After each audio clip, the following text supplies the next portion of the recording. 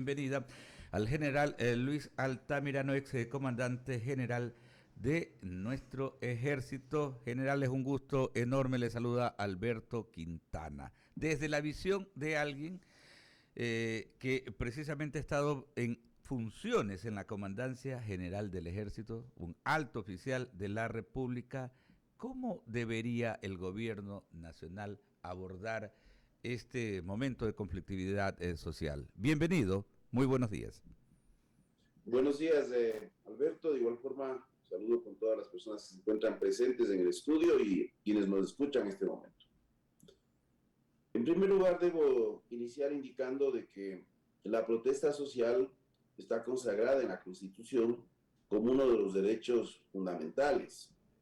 Sin embargo, también es importante distinguir cuando a raíz de este ejercicio del derecho se puede estar afectando o se afecta no solo los derechos de las otras personas, sino que en forma general se afecta a la paz de la comunidad, a la paz social.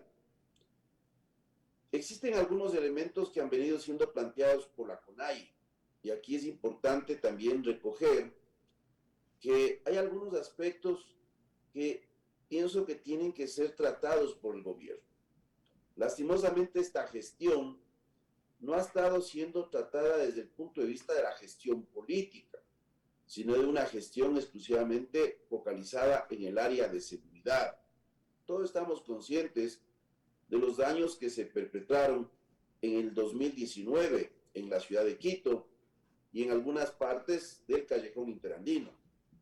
Sin embargo, no se puede desconocer de que hay un nivel de ejecución o de gestión pública que es deficiente y que va en contra inclusive de las promesas de campaña del propio presidente. Es por eso que tiene que ser tratado esto en el nivel político. Y yo le puedo decir con datos, yo tengo acceso a los mismos, supuestamente estos tienen que ser públicos, pero mire, del presupuesto de inversión que tiene el Estado, y esto es importante, o sea, los periodistas tomar en cuenta las cifras, del presupuesto de inversión que tiene el Estado, este es apenas del 6.7% del total, es alrededor de 2.180 millones de dólares.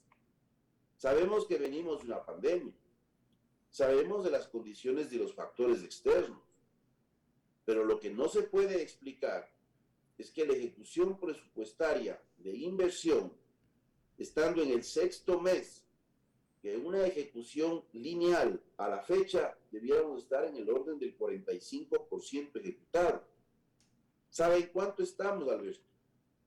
¿En cuánto? Estamos apenas en el 11%. Entonces hay un desconocimiento de la gestión pública.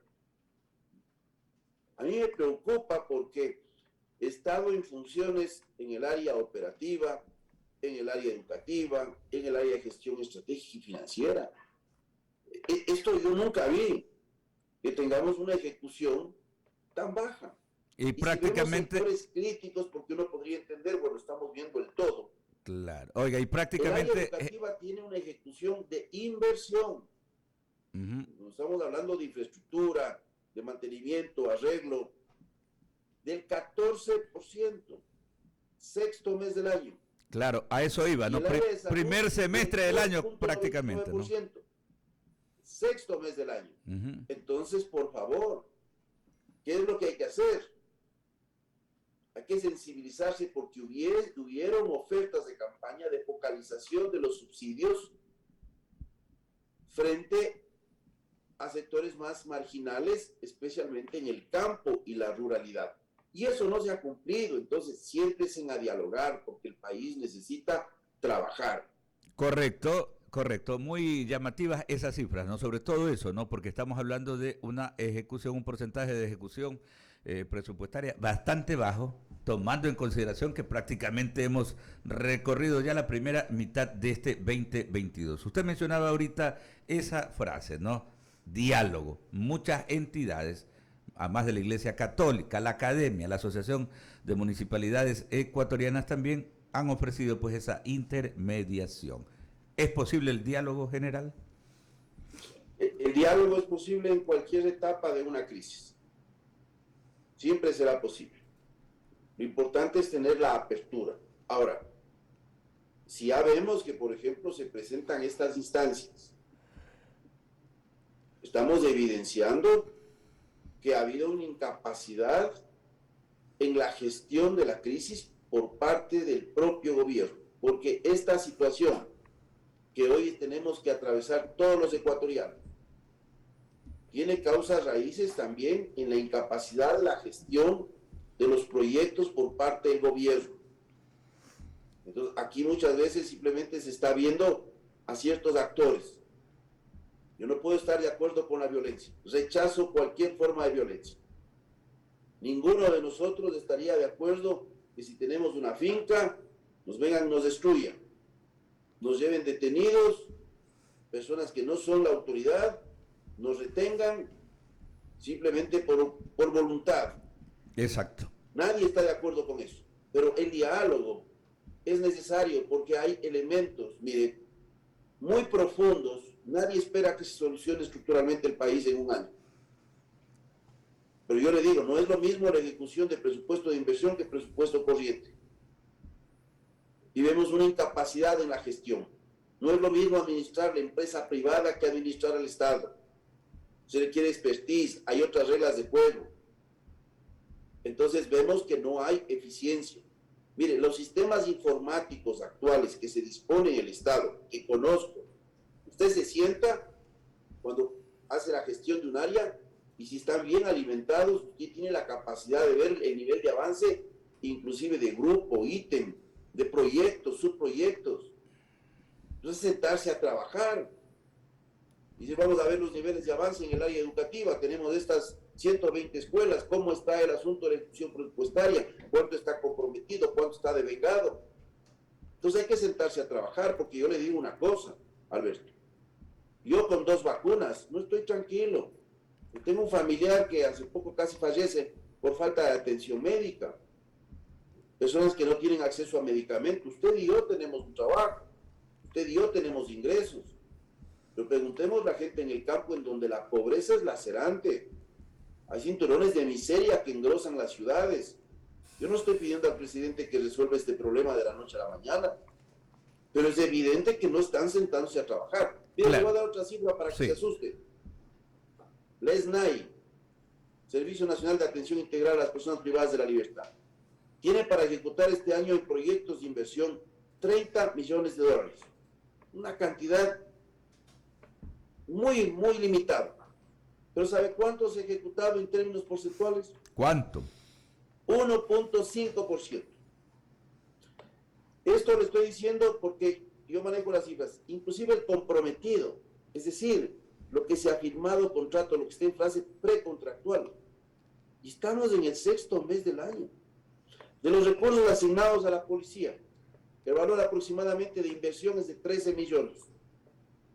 ¿Sabe cuánto se ha avanzado en este proyecto? No llega al 2%.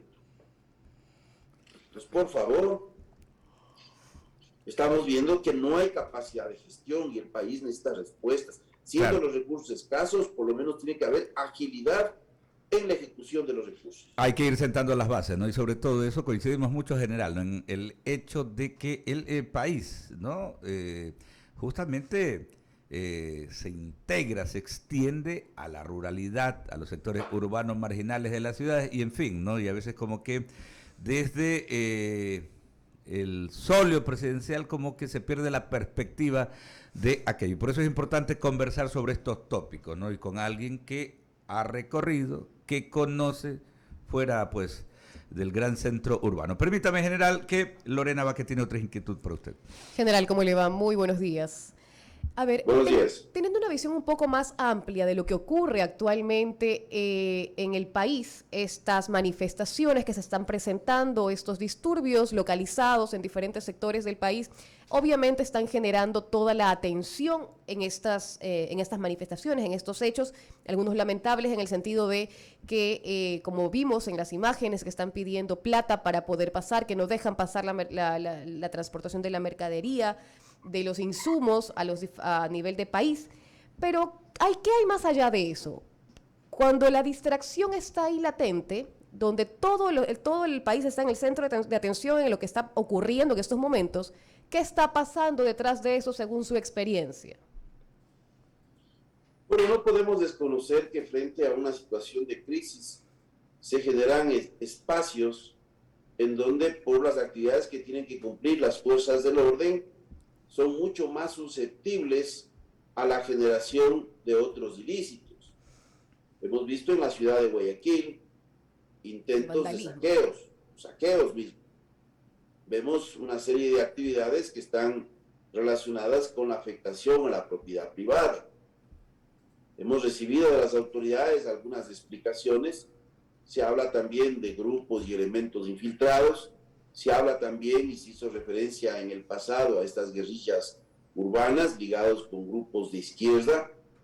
Es decir, cuando una situación de crisis comienza a salirse de las manos, es lógico pensar de que frente a la ausencia de autoridad en los espacios que tienen que ser cedidos para concentrarse en otro tipo de actividades, se pueden suceder este tipo de hechos. Miren, solo haciendo una analogía, pensemos lo siguiente. Cuando, inclusive en sociedades muy desarrolladas, cuando ocurrió el terremoto en Chile, ¿no?, las fuerzas del orden tuvieron que concurrir a ciertos sectores. Se generaron saqueos. Por lo mismo ocurrió en Puerto Rico, que prácticamente es un estado asociado a los Estados Unidos, en donde impera la ley federal. Entonces hay que entender que en el ambiente de caos, es como este retorno al estado de naturaleza en donde el hombre comienza a pensar, bueno, sálvese quien pueda y qué puedo sacar de rédito. Por eso es importante la presencia de la policía, la presencia de las entidades de seguridad ciudadana, de los gobiernos autónomos descentralizados. Es importante, de igual forma, que los medios de comunicación siempre contribuyan a llamar a la calma. Ahora, pensar que detrás de todo esto hay una gran confabulación, Lorena, que alguien está moviendo los hilos, yo no creo. Se pueden generar ciertas condiciones en donde pueden confluir diversos actores. Yo creo que el problema del 2019 no se ha hecho una lectura muy clara de qué es lo que sucedió. No podemos explicar lo que ocurrió en el 2019 simplemente a través de un libro. No es correcto. Mire, en el 2019 había un motivo bien claro: la elevación del alza del precio de los combustibles. Hoy hay algunos motivos, y yo le he señalado uno. Esta incapacidad de gestión presupuestaria aterriza en la ausencia de proyectos y de obras en las áreas en donde hay alta sensibilidad.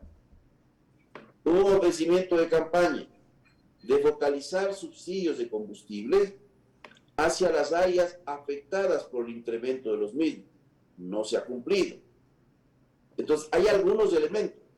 Y mire, yo simplemente digo, a veces la política sin matemáticas carece de sentido. La política sin matemáticas lo que puede hacer es generar un sueño, pero al cabo de poco tiempo puede generar una pesadilla. En este mismo medio, me parece que fue con Alberto, con Lorena, conversamos del tema de los 30,000 policías. Una situación totalmente descabellada, en términos de que eso iba a comprometer y va a comprometer los recursos más fuertes. Mire, solo veamos cuál es el nivel de inversión que tiene el Estado, por ejemplo, en el área de salud. En el área de salud hablamos de 294 millones de dólares en el año, y nosotros pretendemos elevar la planilla de salarios en la Policía Nacional en 3 años, y con alimentación a 600 millones de dólares. O sea, vamos a pasar otros 600 millones de dólares más. Entonces tiene que haber racionalidad por parte de los gobernantes. Y eso, yo me entrevisté con ustedes, y les expliqué que llega a 800 millones con gasto operacional y entrenamiento. Entonces, tiene que haber responsabilidad con el futuro cuando se toman las decisiones. Yo no pienso que aquí hay un gran titiritero atrás que está moviendo las fichas, no, hay condiciones en donde diversos grupos, en donde diversos actores aprovechan con la finalidad de alcanzar sus objetivos frente a la debilidad y los espacios que cede el Estado. Y ahora también el gobierno debería manejar el tema, como usted dice, general, ¿no? Con la política se la maneja con las matemáticas, pero también con el corazón. Creo que eso era lo que faltaba agregarle. General, agradecerle muchísimo por estos minutos, por orientarnos, por dar a conocer su opinión en torno a este tema. Y esperemos, ¿no?, que precisamente sea el diálogo, pues el camino que nos permita superar, porque sabemos que estamos agobiados con tantos problemas, ¿no? Como Estado, como sociedad, tenemos muchos problemas que unidos podemos irlos superando. Un fuerte abrazo desde Guayaquil, general. Muchas gracias, un buen día a todos. Muchísimas gracias.